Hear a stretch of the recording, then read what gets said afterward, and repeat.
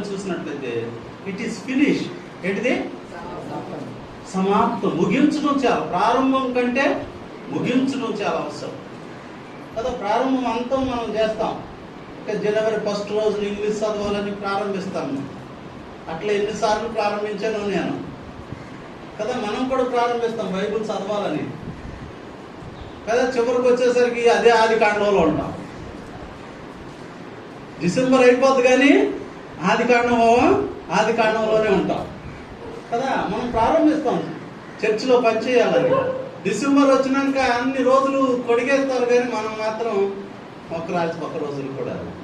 కనుక ఈ రోజున ఫినిష్ అనేటటువంటిది రేస్లో చాలా అవసరం. ఈ లోకంలో మనుషులు విమోచించడం కోసం చాలా మంది మహానుభావులు చాలా ప్రారంభాలు చేశారు. అర్థమవుతుంది. చాలా మంది ప్రారంభించారు. Liberating the man from the sin, మనిషిని పాపం నుంచి విమోచించడం కోసం ఎన్నో రకాలైనటువంటి ధర్మాలు వచ్చినాయి. మన హిందూ ధర్మంలోని చాలా వచ్చినాయి. ఓకే, బౌద్ధిజంలో కూడా చాలా ధర్మాలు వచ్చినాయి. కానీ ఏ ధర్మం మనిషిని విమోచించిన సమస్తాన్ని చేయించాడు. నాలో పాపం ఉందని ఈయన ముగించాడండి. ఈయన మరణించాడు. మరణించడం మాత్రమే కాదు సుమా, ఆయన తిరిగి లేచాడు. పాపాన్ని జయించాడు, సాతాను జయించాడు. మనం సాతాను జయించాలని ఒక్కరోజు అబద్ధం ఆడుకొని ఉంటాం. అలా పొద్దున్నే పక్కన అమ్మాయి మనం అడిగింది అనుకో, 100 రూపాయలు ఉందా సరే, ఏం లేవని చెప్పు, అట్లాగని ఇచ్చేవంటే. ఈ రోజున ప్రభువుకు ప్రియమైన దేవుని బిడ్డలారా, దేవుడు చూడండి, ఆయన నిన్ను నన్ను విమోచించడం కోసం ఆయన ఎలా తగ్గించుకోవాలో తగ్గించుకున్నాడు. ఆయన ఎలా సేవ చేయాలో అలా సేవ చేశాడు. పాపుల్ని రక్షించాడు కదా, పాపుల్ని పరిశుద్ధతలోకి తీసుకొచ్చాడు.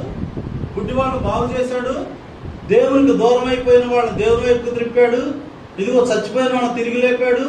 చివరికి తన్ను తానే అపరాధ పరిహారార్థ బలిగా అప్పగించుకొని, ఇదిగో ఆయన నీ పాపాల కోసం నా పాపాల కోసం ఏదైతే దేవుడు నియమించాడో ఆ యొక్క మరణాన్ని ఆయన ఈ రోజున యేసు ప్రభువుని వెంబడించే మనలో కూడా ఏముండాలో తెలుసా? ఏంటి ఏముండాలి? ఈ రోజు నీ ఆత్మీయ జీవితాన్ని మంచి పోరాటాన్ని పోరాడాను, ఆ పరుగు యేసు ప్రభు ఇట్ ఇస్ ఫినిష్. నువ్వు నాకేం అప్పగించావో, మీ అమ్మోడు మీకేం అప్పగించారో, డాక్టర్ అవ్వాలనుకుంటున్నారా? డాక్టర్ గారు ముగించాలి. అలాగని ఈ రోజున ప్రభువుకు ప్రియమైన దేవుని బిడ్డలారా, ఇదిగో ఒకవేళ నీకు ఏదైనా పనిని ప్రారంభించావా, దాన్ని ముగించాలి. కాబట్టి ఈ రోజున దేవుడు మనకు ఒక పని అప్పగించాడు. సంఘానికి యేసు ప్రభుకి తండ్రి ఒక పని అప్పగించాడు. ఏంటది? యేసు ప్రభుకి తండ్రి అప్పగించిన పని ఏంటి? నశించిపోతున్న మానవ జాతి అందరిని విమోచించడం కోసం తన్ను తానే బలిగా అప్పగించుకొని విమోచించే పనిని ఆయన ఏం చేశాడంట? ముగించాడంట. సాతాను ఓడించే పనిని అప్పగించాడు. సాతాను ఏం చేశాడంట? కలువరి శిలువలో సాతాను ఏం చేశాడు? కలువరి శిలువలో ఏం చేశాడు? దాని శిరాన్ని చితక త్రొక్కి ఓడించాడు. మరణాన్ని కూడా ఆయన ఓడించాడు. అది మనం చూస్తాం తర్వాత. కనుక ఇప్పటి వరకు మనుషుల్ని ఎలా విమోచించాలో ఆయన తన రక్తాన్ని, పరిశుద్ధతను కాపాడుకున్నాడు. అంతవరకు 3.5 సంవత్సరాలు ఆయన పబ్లిక్ లో ప్రతిరోజు ఉంటూ కూడా ఆయన కంటికి పాపం, కాళ్ళకి పాపం, నోటికి పాపం, హృదయానికి పాపం, మనసుకి పాపం అంటుకోకుండా కాపాడుకున్నాడు. దేవుడు తాను ఇచ్చినటువంటి పనిని సంపూర్ణంగా ఆయన చేశాడు.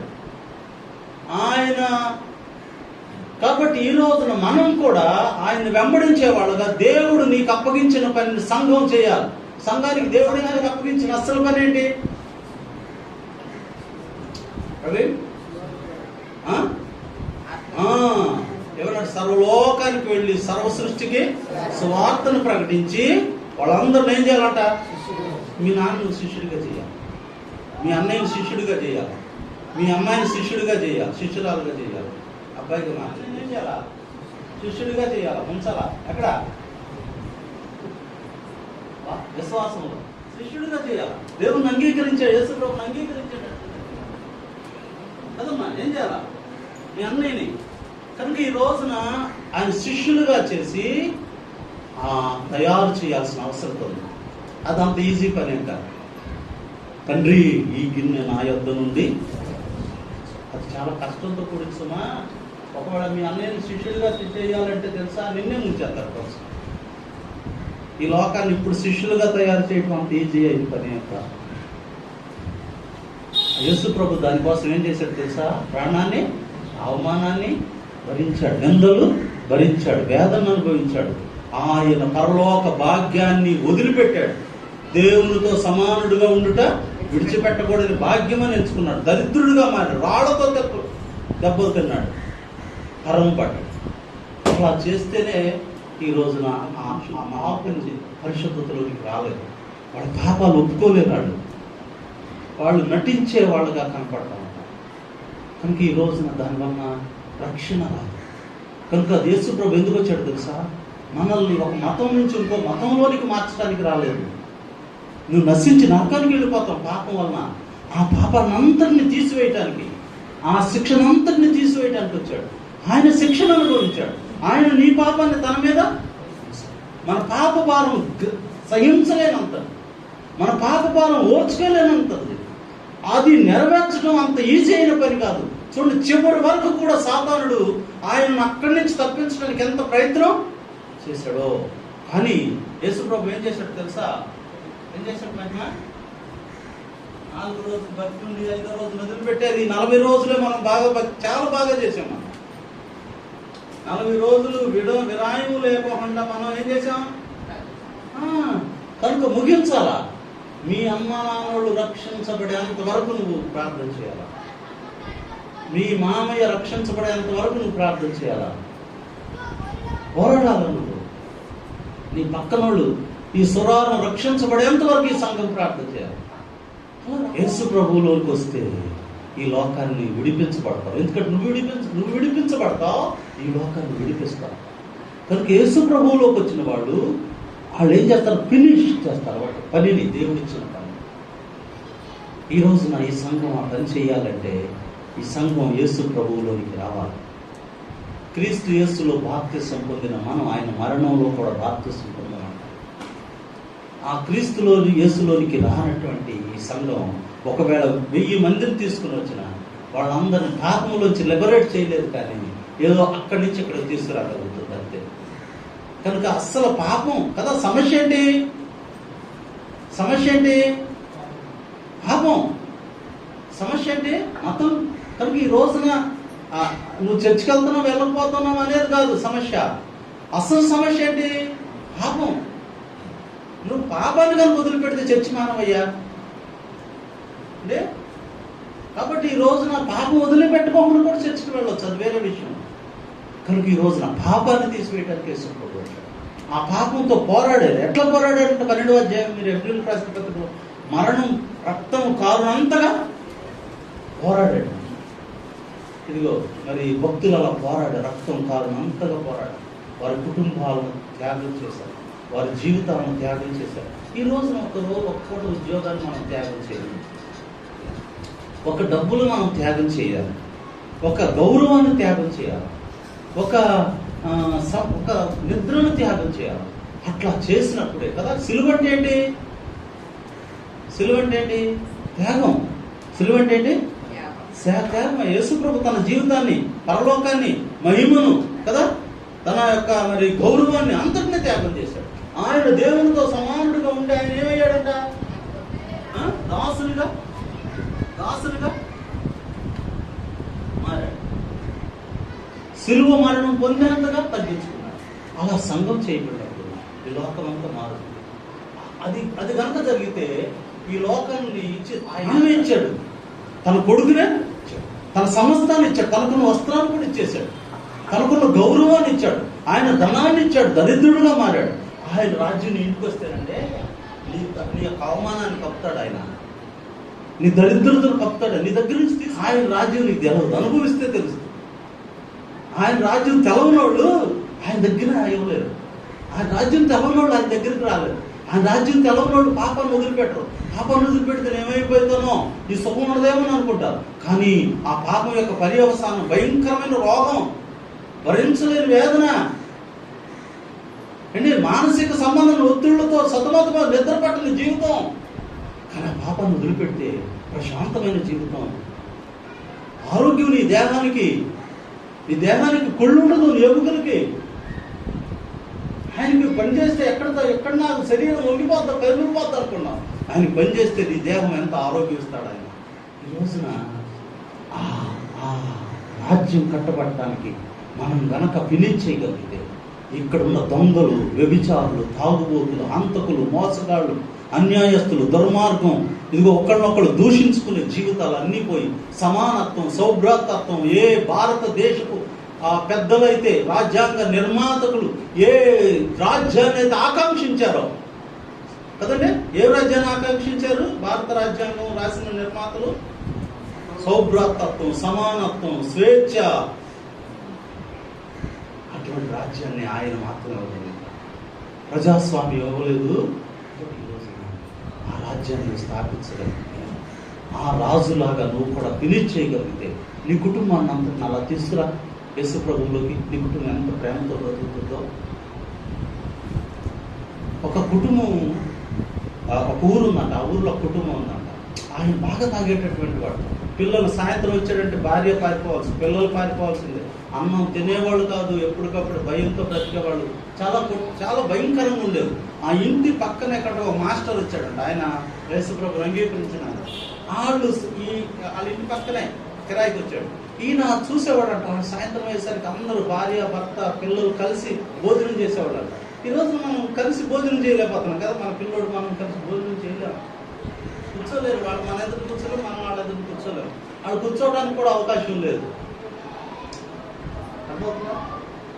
అసలు దేవుని రాజ్యంలో కలిసి ఉండే జీవితం ఉందంటే తారతమ్యాలు లేకుండా. కనుక ఈ రోజున దేవుని రాజ్యం మన కుటుంబాల్లో లేవు. ప్రార్థన చేస్తున్నాం కానీ మనం గౌరవించే జీవితాలు, మన పిల్లలు మనం గౌరవించట్లే. నీకేం తెలుసు అన్నారంటే గౌరవించట్లేదు. నీ మాట నీ అంకాలు రావట్లేదా? గౌరవించట్లేదండి. దేవుని రాజ్యం గౌరవం, ఒకరినొకరు తండ్రిని, కుమారుడు, తండ్రి నీ ఇష్టమా? కనుక ఈ రోజు దేవుని మందిరానికి వస్తున్నారు మన పిల్లలు, మన మాటలు వింటున్నారా? దేవుని రాజ్యం లేదండి. ఉంటే మనం ఎంత గౌరవంగా, ఎంత ఉన్నతంగా బ్రతుకుతామో, మన కుటుంబాలు ఎంత రోగాలు లేకుండా బ్రతుకుతాయో, మన కుటుంబాలు ఎంత గౌరవంగా, మన పిల్లలు చుట్టుపక్కల వాళ్ళు చూసి ఆక్షేపణ చేస్తాం. మనకి ఎంత అవమానం, తెలవకుండా ఎంత అవమానం. నువ్వు యేసుప్రభువు మన పిల్లలు అంగీకరిస్తే ఎంత గౌరవంగా, ఎంత మర్యాదగా, ఎంత పరిశుద్ధంగా, ఎంత పవిత్రంగా, ఎంత విధేయతగా బ్రతుకుతారు, ఎంత గౌరవం మనకు వస్తుందో. ఈరోజు ఫినిష్ చేయలేకపోతున్నామంటే దేవుడు ఇచ్చిన వాళ్ళ కోసం మనం ప్రార్థించాల్సినంత, రూసులు చెప్పినంతగా వాళ్ళ కోసం మనం ప్రార్థించాలి. మన పిల్లల కోసం, మన పిల్లల రక్షణలోనికి, దేవుని విధేయతలోనికి మనం తీసుకురాలి. డబ్బులు సంపాదించడం కోసం పడిన తపన, అబ్బ పెద్ద బిల్డింగ్ కట్టేశాను రా, పునీత్ చేస్తున్నాం, కానీ మన పిల్లల జీవితాన్ని రక్షణలో కట్టలేదు. దేవుడికి గొప్ప ధన్యతనిచ్చాడు. కనుక ఈరోజు సువార్త ప్రకటించుకో. నీ కుటుంబాన్ని దేవుని దగ్గరికి తీసుకురాలి. నీ కుటుంబం అంతా దేవుని దగ్గర మోకాడు అనేటట్లుగా నువ్వు కన్నీరు కార్చుకో, ఫినిష్ చేయకోవాలంటే. ఆయన కార్చిన రక్తం, నీతిమంతుల రక్తం ఏం చేస్తుందో తెలుసా? నేల నుంచి దేవునికి, నిన్ను ఆయన తన రక్తంతో పొందుతున్నాడు, నన్ను ఆయన రక్తంతో పొందుతున్నాడు.